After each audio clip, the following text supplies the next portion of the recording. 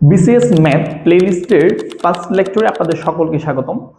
আজকে আমরা যে ম্যাথটা সলভ করার চেষ্টা করব সেটা হচ্ছে একটি সমবাহু ত্রিভুজের একটি বাহুর দৈর্ঘ্য হচ্ছে একক হলে তার ক্ষেত্রফল কোনটি।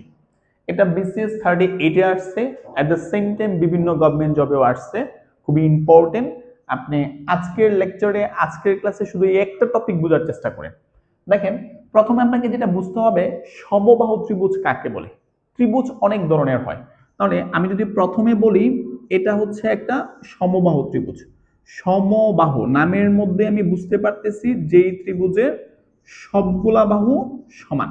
দ্যাট মিনস যদি এটা 5 সেন্টিমিটার হয়, এটাও 5 সেন্টিমিটার, এটাও 5 সেন্টিমিটার, মানে যে ত্রিভুজের প্রত্যেকটা বাহু সমান তাকে সমবাহু ত্রিভুজ বলে।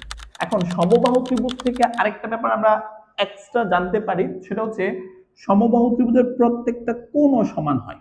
ওকে, আমরা নরমালি হয়তোবা সবাই জানি একটা ত্রিভুজের তিন কোণের সমষ্টি 180 ডিগ্রি।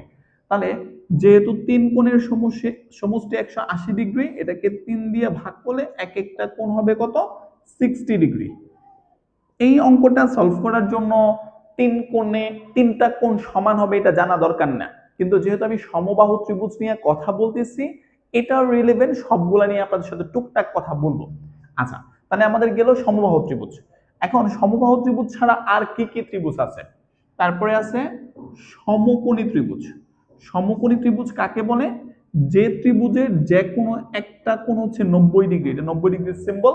যদি 90 লেখা থাকে তাহলে আপনাকে বুঝতে হবে এটা 90 ডিগ্রি, যদি না লেখা না থাকে এই চিহ্নটার জন্য আপনাকে বুঝতে হবে এটা কি 90 ডিগ্রি। তাহলে এটা হচ্ছে সমকোণী ত্রিভুজ।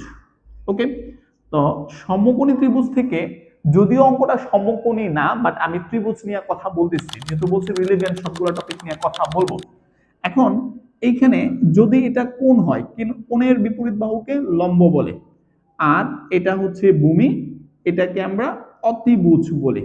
আপনারা সবাই হয়তো বা জানেন সমকোণী ত্রিভুজের ক্ষেত্রে পিথাগোরাস আমাদের একটা লজিক শিখাইছিল, অতিভুজ স্কয়ার ইকুয়াল লম্ব স্কয়ার প্লাস ভূমি স্কয়ার। ওকে, তারপরে আছে কি সমদ্বিবাহু ত্রিভুজ। যেমন এটাকে আমি একটা সমদ্বিবাহু ত্রিভুজ চিন্তা করলাম, যেটার সমান সমান বাহুর দৈর্ঘ্য এ, আর ভূমি বা বেসকে আমরা বি দিয়ে প্রকাশ করব। এরকম আরো অনেকগুলা ত্রিভুজ আছে, বিষমবাহু ত্রিভুজ আছে, যে ত্রিভুজের সবগুলা বাহু কি ভিন্ন ভিন্ন। অর্থাৎ আমি আপনাদের চারটা ত্রিভুজ নিয়েই কথা বললাম: সমবাহু ত্রিভুজ, সমকোণী ত্রিভুজ, সমদ্বিবাহু ত্রিভুজ এবং বিষমবাহু ত্রিভুজ। বিষমবাহু ত্রিভুজের সবগুলা বাহু কি হয়? তোমার ভিন্ন ভিন্ন হয়। এখন কথা হচ্ছে আমাদের প্রশ্ন করছে সমবাহু ত্রিভুজের যদি একটা বাহুর দৈর্ঘ্য এ হয়, সো তাহলে আমরা এখানে ধরলাম প্রত্যেকটা বাহুর দৈর্ঘ্য হচ্ছে এ, তাহলে তার ক্ষেত্রফলটা কত? তাহলে তার ক্ষেত্রফলটা আমাদের মুখস্থ রাখতে হবে √3/4 স্কয়ার। তাহলে আমরা ফাইন্ড আউট করব কোথায় √3/4 স্কয়ার আছে।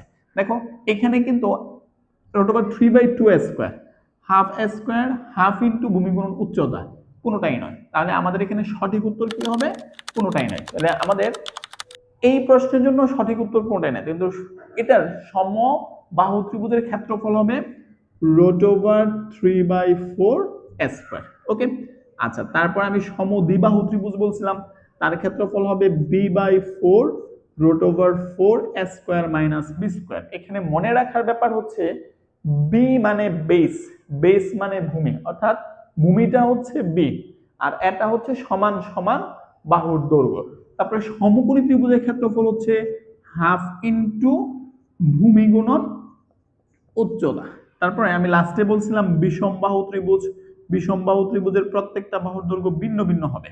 যদি প্রথম বাহুর দৈর্ঘ্য আমি এ ধরি, দ্বিতীয়টাকে বি ধরি, তৃতীয়টাকে সি ধরি, তাহলে আমরা কি বলতে পারি যে বিষমবাহু ত্রিভুজের ক্ষেত্রফলের সূত্র হচ্ছে এস ইনটু এস মাইনাস এ, এস মাইনাস বি এবং এস মাইনাস সি। প্রশ্ন হচ্ছে এস মানে কি? এস হচ্ছে অর্ধ পরিসীমা, আর অর্ধ পরিসীমাকে আমরা কি বলি? A plus B plus C by 2। তিনটা বাহুকে যোগ করে আমরা 2 দ্বারা ভাগ করব। আমি আরেকটা ত্রিভুজ নিয়ে আপনাদের সাথে কথা বলতে চাই, সেটা হচ্ছে যদি কোনো একটা ত্রিভুজের দুইটা বাহুর দৈর্ঘ্য, একটা এ একটা বি, এবং এদের মধ্যবর্তী কোণ থিটা দেওয়া থাকে, তাহলে এই ত্রিভুজের ক্ষেত্রফল হচ্ছে half into A B sine theta. ওকে, এখন আপনারা যারা ম্যাথটা একটু কম বুঝেন, আমার এই ছোট্ট একটা লেকচারের মধ্যে আমি আপনাদের সাথে যা যা নিয়ে কথা বলছি, আপনারা একটা খাতা কলম নেন, সেখানে আগে সমবাহু ত্রিভুজের সংজ্ঞাটা একটু লিখেন, যার সবগুলা বাহু সমান তাকে সমবাহু ত্রিভুজ বলে, তার ক্ষেত্রফল হচ্ছে √3/4 সমকোণী ত্রিভুজ সম্পর্কে লিখেন, সমদ্বিবাহু ত্রিভুজ সম্পর্কে লিখেন, বিষমবাহু ত্রিভুজ সম্পর্কে লিখেন, মানে ফুল লেকচারটাকে ছোট্ট একটা পেজের মধ্যে নোট ডাউন করে ফেলেন।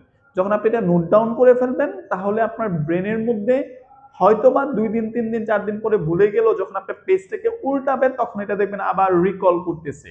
সো ম্যাথ আপনি চাইলেই একদিনে সবগুলো জিনিস সলভ করতে পারবেন না। আপনাকে যেটা করতে হবে, 1 বাই 1 ছোট ছোট ছোট ছোট স্টেপ একসময় বিশাল বড় একটা কি বলে এক্সিকিউশনে রূপান্তর দেবে। সেজন্য অবশ্যই এটাকে নোট ডাউন করেন, শুধু দেখলে হবে।